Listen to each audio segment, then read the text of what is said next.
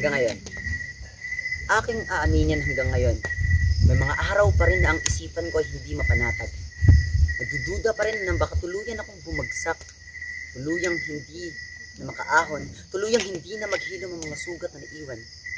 Hindi ko pa rin maiwasan na tanungin ang sarili, kung maibabalik ko pa ba ang dati, mga panahong magaan pa ang lahat, mga panahon ng mga dala ay hindi pa mabigat. Paano ba maghihilom ang mga sugat na naiwan ng kahapon? Paano ba tuluyang hindi na mararamdaman ang mga sakit ng kahapon? Paano ko ba mapipigilan ang mga luhang walang humpay sa pagpatak? Paano ko ba mapipigilan ng sarili sa pagbagsak? Paglimot ba talaga ang lunas sa mga sugat ng nakaraan?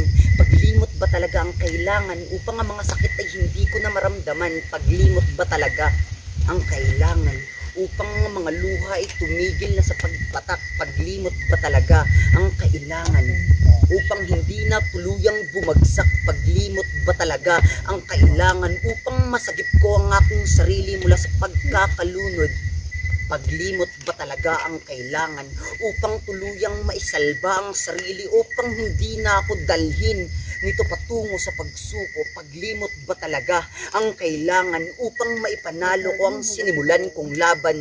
Tila hindi ko pa rin matanaw hanggang ngayon ang hangganan ng labanan. Sana'y maghilom na ng tuluyan. Wala na mga bakas ng kahapon. Sana'y tuluyang hindi ko na maramdaman ang mga sakit na naiwan ng kahapon, ng sugat na naiwan.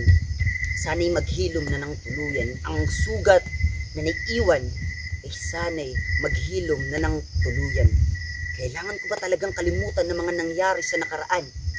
Paglimot ba talaga ang lunas sa mga sugat na naiwan? Ayan.